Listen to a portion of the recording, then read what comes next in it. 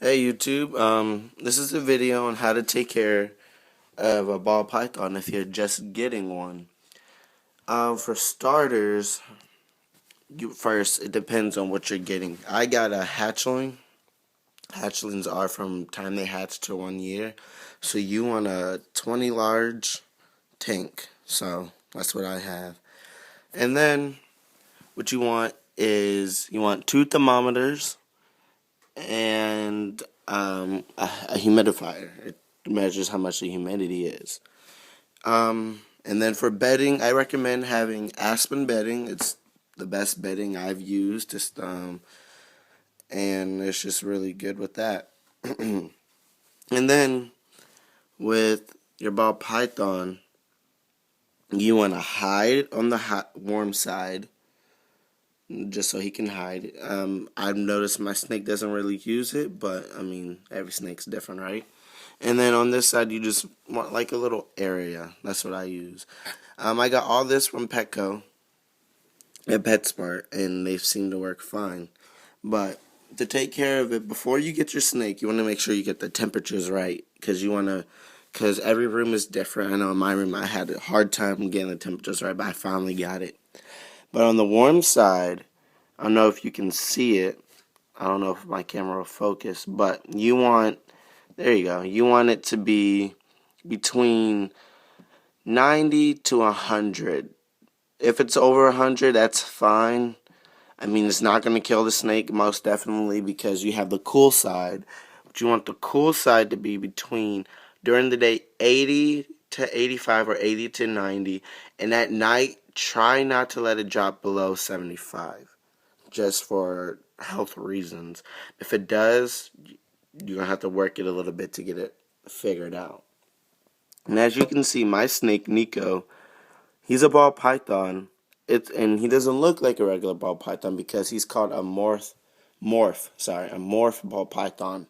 They actually breed them so they can be different colors. He's actually more of a yellow color, and I'll take him out in just a little bit. And then you want a water bowl for your snake. You want it big enough so if they choose to, they can soak in it. I've only seen him actually soak in it once, and it actually shocked me. And you want that.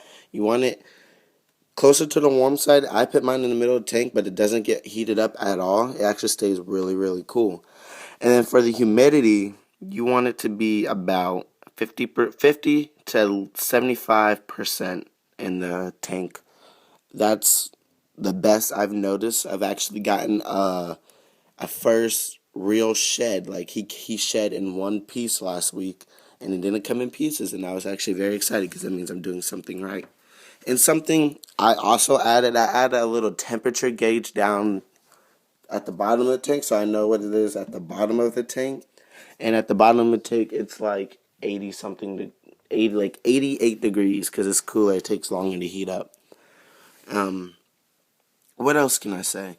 You want to hide. You can have some things for your snake to climb on. I mean, that's great because they're going to need something to rub against when they're shedding. And that's exactly what he was rubbing against over here. He was using that to rub against it. And then for my room, I have a draft. So for me to keep the temperatures up, it looks ghetto, I know, but it actually really works. I had to go to the store and buy duct tape to duct tape the top to keep some of the humidity in and the temperature in. And I also duct tape around the light, all the way around. And on this side, I left some space open for a wet t-shirt. Um, it's worked great. It's kept my temperature up, my humidity up. It's done wonders, and it's perfect. I mean, of course, I change it out because it starts to smell like mildew. I change it out after a few days, but it's worked great. I mean, that's how I got. Once after I did this, he started shedding perfectly. Um, and ball pythons are escape artists, from what I've heard. Mine hasn't tried to break out, but just in case I took a safety precaution, I got an actual reptile tank, so it actually locks here and here. And you have the lock in the front right here with the little lock if you're going away and you don't want people messing with your snake. So I'm going to take him out so you guys can actually see him because he's really, really a different color than regular ball pythons. So I'm going to lay him on top of here for a second. Oh, sorry, Nico. So as you can see, he is not a regular ball python color. He is more of a yellowish color. And I had to get him. And thing with ball pythons is that you do not want to get them from a pet store. I'm warning you, do not get them from PetMart, Petco, any kind of pet store. If you want a ball python and you want a good ball python, buy it online. Because the thing is, with regular ball pythons from the pet store, they're not captive bred. They're captive born, which means they just go to Africa, where ball pythons are from, and take the eggs from the mother and ship them over here and have them hatch in captivity. And people get lots and lots of problems with them because they won't eat and stuff like that. Where if you get them from a breeder, the one I got it from Royal Reptile Design, and they have so many different colors and variations of ball pythons. You could get a regular one for like $25. I just had to get one. He was 150. He's called a pastel ball python, and for 150 bucks, I got a snake, and they guarantee they eat. If it arrives not alive, you most definitely get your money back, or they send you another one. And like I said, they guarantee that they're eating. They guarantee that it's healthy. They guarantee it's been taken care of. Like, so they make sure that you get you get your money's worth. Like, they're not even playing around. And so I'm telling you, get it from online breeder. Get it from a breeder. Do not get it from PetMark or Petco. I didn't do it because of I did a lot of research on ball pythons before I got my first one here, and everybody was saying that they have problems with their ball pythons trying to eat. It's not eating, or it has major health issues. Where this one, he's nice, healthy. He eats every week. He eats 2 mice a week now. He's growing. I got him in October. He was born in August. He was born August 1st. I got him in October. And he came next day, man, like morning. I missed class so I can make sure I signed for him because someone has to be there to pick him up. But this is a great starter snake. I mean, I've had great experience so far with him. Haven't had any health issues. He eats every week. I clean his tank every month. Just to be on the safe side. And I mean, my little brothers hold him and they like him, and he has not tried to bite anybody because ball pythons are very tamed snake. That's why they're such good pets. Very tamed.